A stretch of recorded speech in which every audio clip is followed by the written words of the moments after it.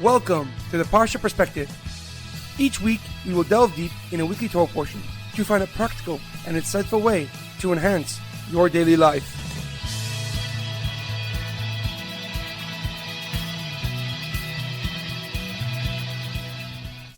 Thank you for tuning in. My name is Rabbi Shalom Yemini, and each week we will look into the weekly Torah portion to find practical and insightful ways to enhance your daily life. This week's Parsha Perspective is in honor of the immediate and speedy recovery of Daniel and Moshe ben Ruth and Chai ben Sarina. May he and all those who need a Refuah Shlema experience God's mercy and compassion. This week's Parsha Perspective is in loving memory of Leah Mintche of Yosef, Edward Ben Efraim, Shlomo Ben Edward, and Yirachmiel Daniel Ben Gedalia. May their souls be uplifted and may their memories be a blessing. This week's Torah portion is Parshas Tzav, looking back for the future. Before I begin, I would like to mention that this Shabbos is called Shabbos Hagadol, the Great Shabbos. It is a name given to every Shabbos before Pesach. Traditionally, the Rabbi of the congregation gives a long speech detailing the intricate and complex laws of Pesach and its purpose and meaning, connecting it to that year and that situation.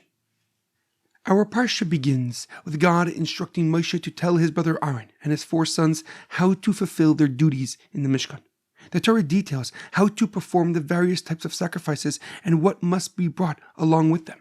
The Parsha concludes with Moshe completing the process of anointing his brother Aaron as the high priest and all of his descendants to serve in the Mishkan and in the Beis Hamikdash.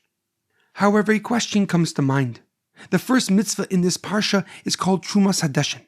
It is the commandment to remove the previous day's ashes from the Mizbech, from the altar each morning. The Pasuk writes that the Kohen shall wear linen garments and remove the ashes which the fire has reduced. But why does the Kohen need to wear his white and pure linen garments, which will certainly get stained when removing the ashes?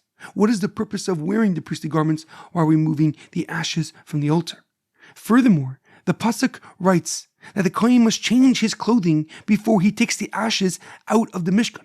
So why did he need to wear his special priestly garments, removing the ashes from the altar? The Bakar Shar of Yosef ben Yitzchak, a leading commentator from the mid-12th century, gives a very simple answer. He writes that the Torah needed to reiterate and repeat that the Kohen wears his special priestly garments because we could think otherwise.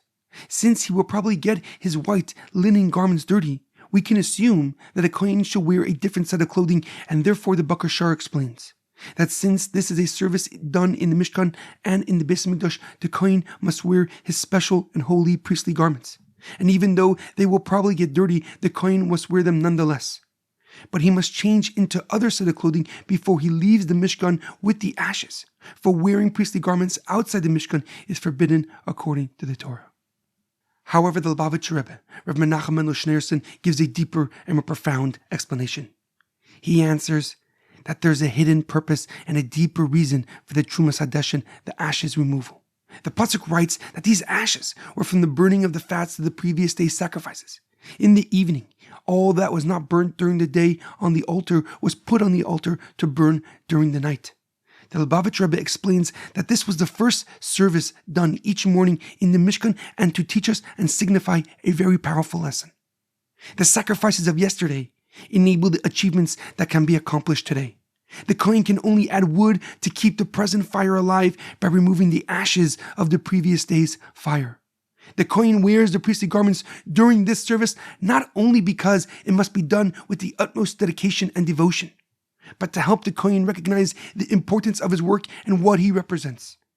A connection to God through a physical offering that parallels an eternal commitment and devotion. A meaningful and practical relationship with our Creator, our Father in heaven, the Master of the universe. This lesson directly correlates with the purpose, with the intention of the upcoming holiday, Pesach, the holiday of freedom. During the Seder night, we harp on our past to give us perspective on our future. Why were we enslaved in Egypt?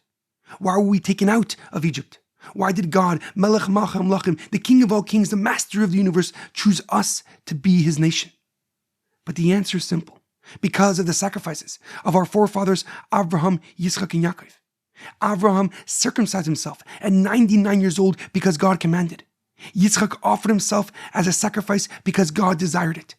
Yaakov committed his entire life to God in the face of persecution, temptation, and hardship. Collectively, their actions represented a dedication to the mission of uniting God's holiness with the physical and finite world God so graciously created. In our daily life, it is imperative to realize that the challenges we overcame yesterday enable us to accomplish more today. The sacrifices that were previously made should inspire us to the capacity and power we have to achieve our goals. Most often, the path to success is difficult and requires significant sacrifice and dedication. But the sacrifices of the people who came before us to accomplish the impossible should inspire us to continue going. By looking back at what we have accomplished, we can find the reason, we can find the motivation to keep on moving forward. Our past sacrifices represent the power and capacity we have within ourselves to go beyond our limits and experience our personal Yetzias Mitzrayim, our personal exodus from Egypt, a breaking of our individual limitations for the continuity of our godly mission. I will conclude with a very powerful quote. The past is not a burden to be forgotten, but a legacy to be honored. Have a great weekend and a good Shabbos.